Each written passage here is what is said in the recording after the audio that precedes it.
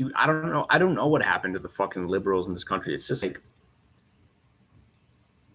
it seems like since Trump got elected, they've just been getting more nasty and fucking mean-hearted, cold, fucking spirited people since that fucking time. It's like they're just so fucking blinded by their rage against whatever they're fucking mad. People want an excuse to act shitty. People are looking for an excuse to have abhorrent behavior. They truly are. People are out there trying to find a rationale to be a fucking prick to other people. But they're looking for it. They want it. Because we have like this thing inside of us that we want to be manifesting these aspects of what we are, which is part of us. We are just not fucking good people. We're shitty, mean, rude, disrespectful, unfriendly beings. And we're looking for ways to unload all that emotion and that energy because it lives inside of us at all times. And it's like, if you don't, man, it's like there are these forces that are just waiting and doing everything they can to work through you. This is the battle between good and evil, which exists at the heart of man. And it's like, if you, whatever evil tries to find any type of way to weasel its way into your soul and then exert itself on the world through you, because it can only act through you.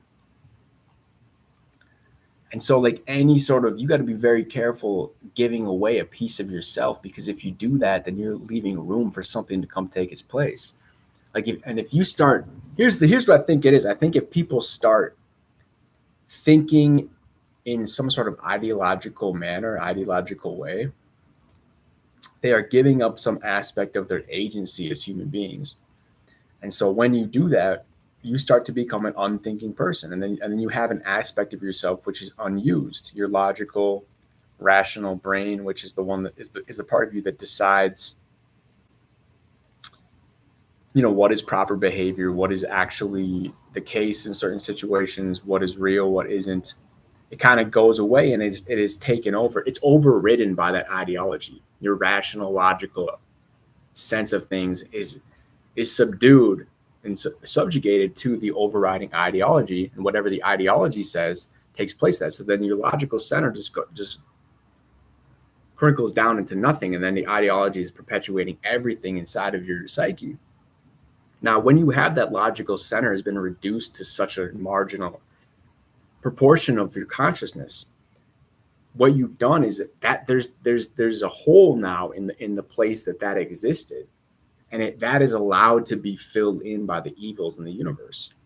So when you've decided to give up control of your mind in a certain way, and that's what people have done, if you decide to just be beholden to any type of ideology, whether it's a religion, whether it's a political party, whether it's a cult, whatever it is, you give up an aspect of your self control, of your self ideation, of your ability to be rational, of your ability to make decisions for yourself, of your ability to think for yourself. You give that up. And when you've done that, you're leaving room for, proverbially, for the devil to work from within you. That is the reason that we see so much evil perpetuated by groups like that. Religions have done the amount of evil they have done over the centuries, over the millennium. Political ideology, same type of shit. Like, they've done so much. How many genocides have been perpetuated under the guise of some sort of ideology? It's like, that's where this stuff comes from. That's where these things find themselves having an avenue to come into reality, is because people have given up. Because as people, we have control over our choices. We have control over our rational control, understanding of the world. When we give that up for some sort of ideology, which some people are very attracted to an ideology because it's very easy to navigate the world. It gives us this framework with which to analyze and understand the world around us, which is very easy. It's unthinking. It lends itself for the brain's propensity to just be very slow. The brain doesn't want to have to think too hard about things because it expends a lot of energy. Naturally, we are bent towards a lack of critical Critical thinking is a fucking outpouring of anomaly. People usually don't think too critically because they're just within whatever system they're existing in, and they don't have to, because that system, the ideology, the culture, whatever it is, that's this overriding mechanism that turns off a part of your brain which has agency, is just running the show, and so you don't have an ability to control it. But now what happens in that case is now you've opened up an avenue within your soul that it evil is allowed to work through that now, because there's a space that opens up, because you are a whole person. Whether or not you're using all of your faculties, you are a whole person. You are an entire soul. You're an entire entity. And just because you aren't using a piece of that self doesn't mean it goes away. Or it's just it's allowed to be corrupted. It lies dormant. And it leaves us, I guess it leaves a space. It leaves like a window open inside of the house of your soul for the evil to come in, and the evil is allowed to work through the world. When you give up part of your fucking brain to something else, you are allowing the possibility that evil is going to come in and work through you. And once you've given up your control over yourself, you're not even really privy to the outcome after that. It's just going to happen without you even knowing. So that's the circumstance, man, is that you end up in a situation where you don't really have an understanding of reality anymore. And you're also, to make it even worse, you're perpetuating evils. This is why I think, a lot of these good-hearted liberals that you would think are people who have some sort of natural propensity to be kind and respectful and good people aren't at all. And those liberals are some of the nastiest, rudest, mean. Don't get me wrong. Conservatives, like the Trump people, are just as bad. But those people, we expect those people to act like that. That's the thing, is that those people aren't, like, the liberal ideology at its base is based on like acceptance and open-mindedness. And when you have people from that side of the political aisle being more closed-minded than anyone else, and more the ranks are closed even tighter around what they believe, it's weird. I think that's what's off-putting about it, is that you wouldn't expect from those people that they would be acting that way. But it makes sense when you understand that they have given up an aspect of who they are, of their real self.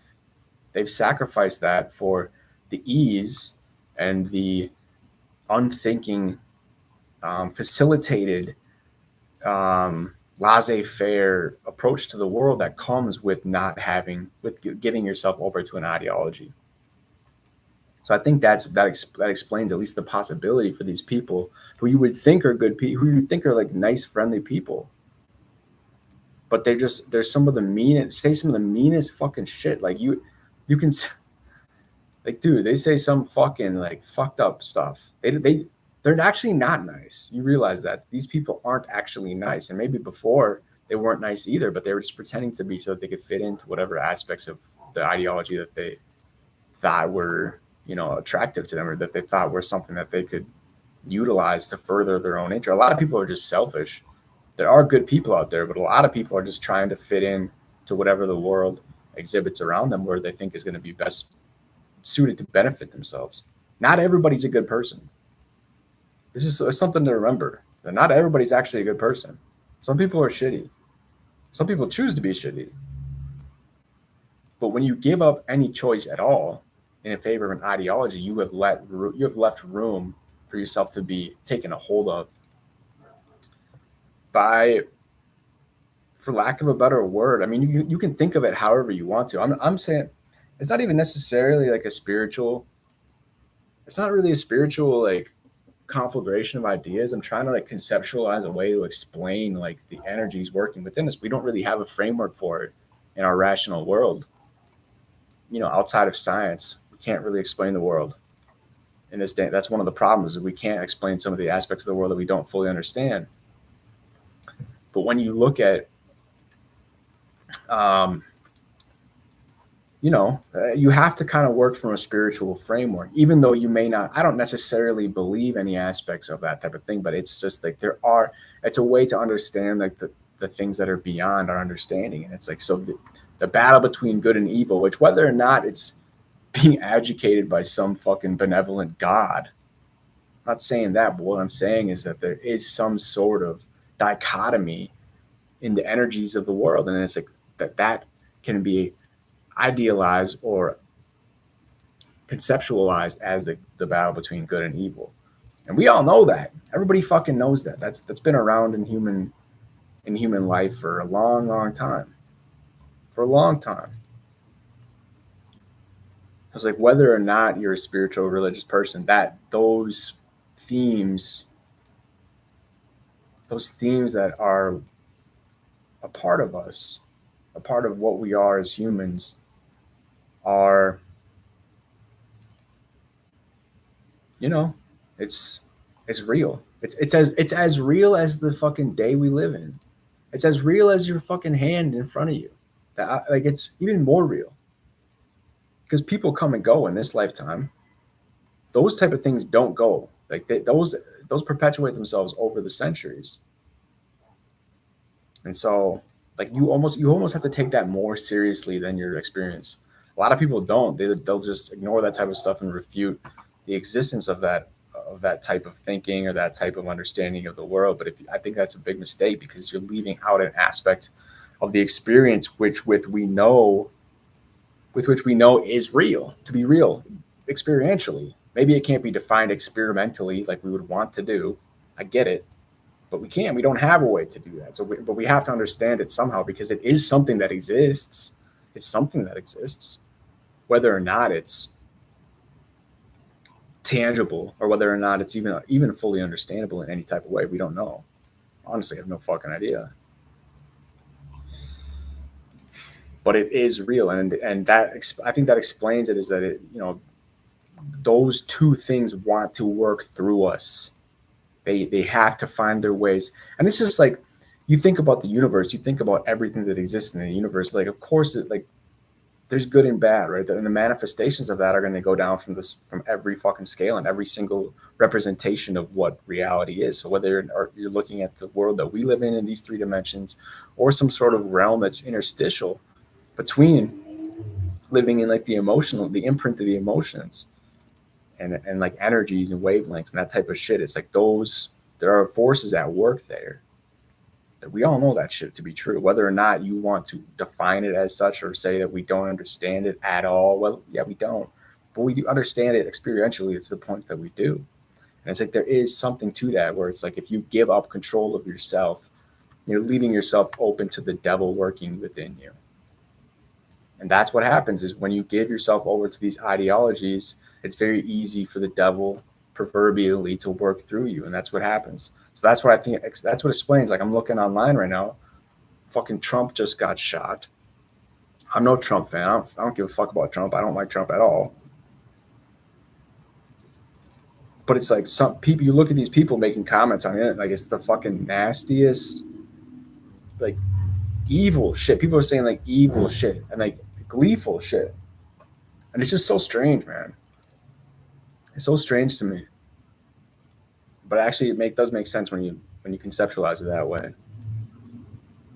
And it's like it's the same thing with the fucking conservative people. Like, those people have been that way. That's the thing is it's not, those people aren't surprising. It's not surprising that they act like that. Everybody knows that they are like that because they've been given over. They gave up a long time. Their brains were broken long before they gave over to the conservative ideologies. Around 2007. So like 2008, 2009, like that type of shit has been going on in the conservative side of American political life for a much longer time. But it's been very recent, since 2016, that we've had this happen to the liberals. And it's like, what is going on here? These people are supposed to be the good guys. But you realize that everybody is the same in the way that we're susceptible to just giving up control of ourselves. And when we do that, we're given over to greater forces that are just waiting in the fucking wings to take over. So it's very real, man. I think, I don't know 100% whether that's correct, but I feel the general vibe of that is legitimate. And it does explain it. And it's like, you just would hope people would kind of take back control, but they won't. They won't take control of themselves. They'll just continue to do what's easy. A lot of people are just sliding through life with the path of least resistance, no matter what. And so it's like if something comes along that's very easy to glom onto, and I don't have to, if I do this, I don't have to think, I don't have to do anything. I'll just go along with this and it'll be very easy. People want to do that shit. That people are so attracted to that type of thing. Now that's something interesting to know if you're a marketer out there doing any sort of sales. But yeah, if you can sell an ideology that makes people's lives easier in the fact that they don't have to think anymore for themselves, they will buy it hook, line, and sinker. End of story.